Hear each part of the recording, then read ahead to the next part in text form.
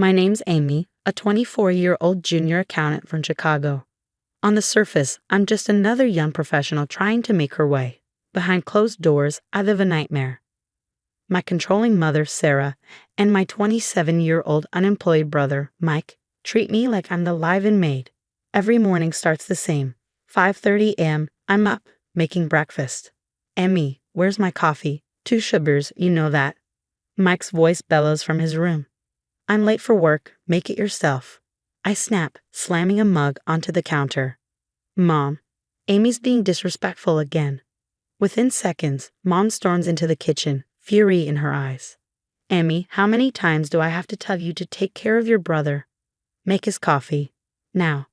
This is my reality. I work full-time, pay half the bills, and handle all the housework. Meanwhile, Mike lounges in his gaming chair all day, demanding attention. At work, my exhaustion doesn't go unnoticed. Girl, you look dead, my coworker Rachel says, eyeing me as I shuffle into the office. Rough morning. The usual. Mom made me remake Mike's coffee 3 times because it wasn't perfect enough. I mutter, sinking into my chair. Rachel shakes her head. You need to get out of there. A small kindness saves the day. David, another coworker, sets a cup of steaming coffee on my desk. Thought you might need this. Real coffee, not whatever your brother complains about, he says with a smirk.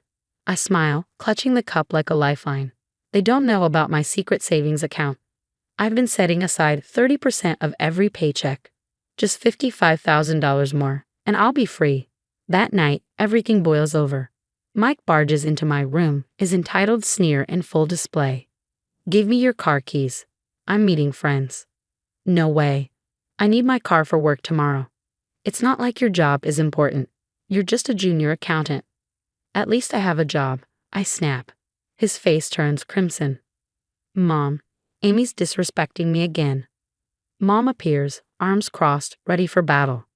Amy, give your brother the keys. No, I've had enough. I've been serving him since we were kids. You made me skip my high school graduation to cook for his gaming party. You gave him my college fund because he needed it more. Mom's expression hardens, her voice icy. I'm your mother. As long as you live under my roof, that I help pay for, I interject. Don't interrupt me, your brother is special. He needs support while he figures out his path. Now hand him the keys or start looking for somewhere else to live. I clutch my keys tighter, feeling years of suppressed anger rise to the surface. No, for once in my life, no. Mom's gaze turns glacial. Fine, then make your own dinner tonight, and don't touch anything in my kitchen. As they storm out, I sit in a suffocating silence, my phone screen lighting up. $15,000 saved. Just a little longer. I text Rachel. Start looking for those apartment listings. I'm done. But the power play escalates. The next morning, I find every cabinet in the kitchen locked with padlocks. Mom stands there, arms crossed. Until you apologize to your brother and give him your car, you won't be eating in this house. This is insane. I pay for half the groceries. Should have thought about that before disrespecting your brother, she snaps. 3 days pass. I survive on protein bars and snacks I've stashed in my desk at work. My hands shake as I type. During lunch, Rachel notices. Emmy, when's the last time you ate a real meal? She whispers. Sunday, Mom locked the kitchen. Rachel's eyes widen. This is abuse. Before I can respond, my vision blurs. I grab the desk for support, but it's too late. David rushes over, catching me before I hit the ground. In the break room, they force me to eat a sandwich as I recount everything. When Dad died, his insurance was supposed to be split between Mike and me. Mom gave him my share because he needed it more. I had to drop 3 college classes to babysit his dog. It's always been like this. David's jaw tightens. You need evidence. This isn't normal. That night, Mike corners me in the hallway. I press record on my phone, the device hidden in my pocket. Listen here, you ungrateful. Mom should have thrown you out years ago. You're nothing. I'm not just a maid who pays bills. I'm Amy, the maid who's done being used. Get out of my way, Mike. I snap, trying to sidestep him in the hallway. Mom appears right on cue, arms crossed and seething. You will apologize to your brother right now, or you can pack your bags. I won't tolerate this disrespect in my house. Remember who took care of you after your father died. Took care of me, I glare at her, my voice trembling with fury. You stole my inheritance, made me drop out of college, and now you're starving me because I won't let your precious son take my car. Your brother deserves everything he has, she spits back. You're just jealous because he's special. Special? He's a 27-year-old leech. The slap cracks through the hallway. My cheek burns, but inside I'm smiling. I got it all on tape. Later, alone in my room, I play the recording back. My hands shake, but this time it's not from hunger. It's from resolve. Rachel was right. This isn't family. This is abuse. And now I have proof. I forward the recording to Rachel and David, then save it to my secret cloud drive. They want to break me. Fine. But they have no idea I'm already planning their downfall. Each threat, each insult, each slap, they're all evidence. And soon, very soon, they'll learn that karma is a force to be reckoned with. I found the perfect place. Rachel squeals during our lunch break. 2-bedroom apartment, safe neighborhood, and guess what? It's within your budget. David joins us grinning. And I've got even better news. Remember Tom from Johnson & Associates? They're hiring a senior accountant. Pays 40% more than what you're making now. Tears prick my eyes. You guys, my voice cracks with emotion. That night, while organizing Mom's bank statements for the bills, something catches my eye. Large withdrawals from her savings account. Thousands of dollars I never knew existed. Hey Mom, did you authorize these withdrawals? I ask, confronting her as she steps into the kitchen. Her face pales as she snatches the papers from my hand. What were you doing snooping through my accounts? I always handle the bills, remember? There's over $20,000 missing. Her eyes narrow. You've been stealing from me. What? No, I'd never.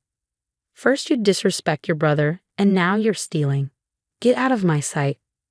Later that night, while Mom's at her book club, I dig deeper into the accounts. Every trail leads to Mike. Multiple transfers to online gambling sites. Thousands gone. My phone buzzes with a text from an unknown number. Is this Amy? I'm Lisa, Mike's ex. I saw your post about looking for an apartment. We meet the next day at a coffee shop. Lisa's hands shake as she slides a folder across the table. Mike scammed me out of $115,000 last year, she says, her voice barely above a whisper. Said he was starting a business. He's done this to 3 other girls. I have proof, bank statements, texts, everything. Why are you telling me this? I ask. Because he's doing it again. I saw him with a new girl last week, using the same lines he used on me. Over the next week, I execute my escape plan. Each day while Mom's at her book club, I move small boxes to my new apartment. Rachel stores my important documents at her place. David helps me prep for my interview at Johnson & Associates. You're the perfect candidate, the hiring manager says. When can you start? That night, while copying files from Mom's computer, I stumble across years of damning evidence, emails about Mike's gambling, angry messages from scam victims, even screenshots of him bragging about stealing my inheritance. What are you doing? Mike's voice startles me. I swivel in my chair, keeping my expression neutral. Just getting the tax documents Mom asked for. Better not be snooping, sis. Would be a shame if Mom had to kick you out with nowhere to go. I smile sweetly. Don't worry, brother dear.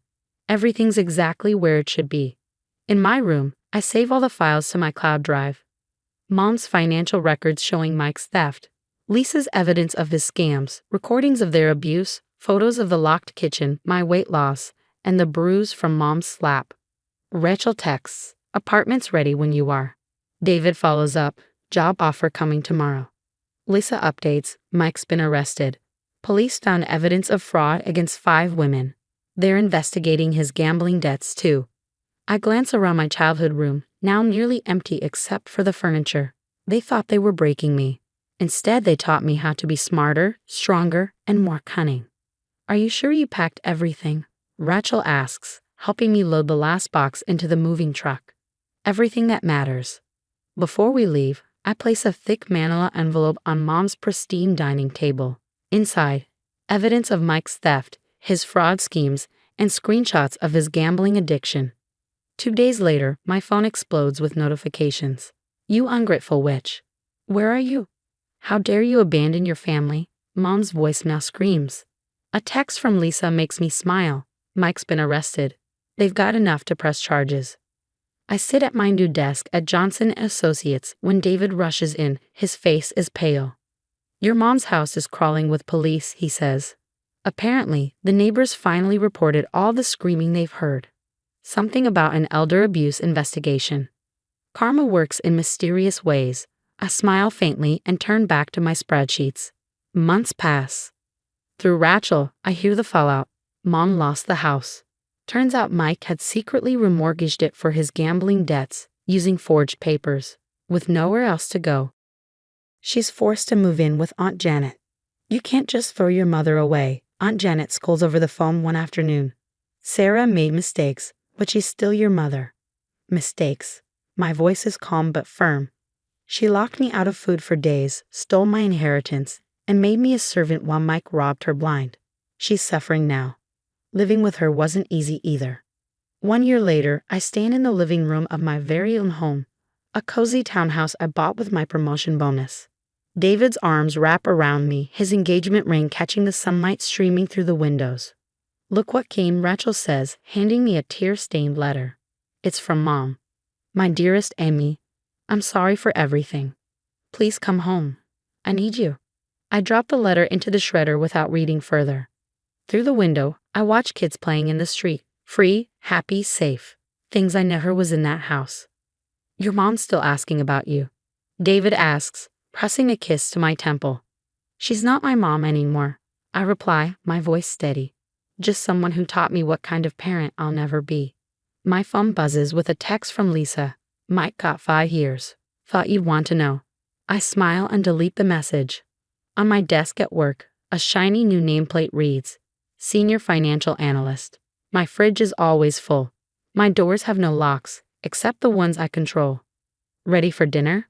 Rachel calls from the kitchen. David's attempting to cook. Hey, I'm getting better. David protests. I laugh, really laugh, the kind of laugh that was never allowed in my old house. They thought they were breaking me. Instead, they showed me my own strength. Sometimes the best revenge isn't about getting even. It's about getting free. And me? I'm finally gloriously free. What would you do if faced with the choice between financial stability and confronting a toxic family member? Would you stay silent to keep a roof over your head or risk it all to stand up for yourself like I did? Share your thoughts in the comments below. If this story resonated with you, consider subscribing to hear more stories of survival and justice. Sometimes the hardest battles are fought behind closed doors, but you are not alone.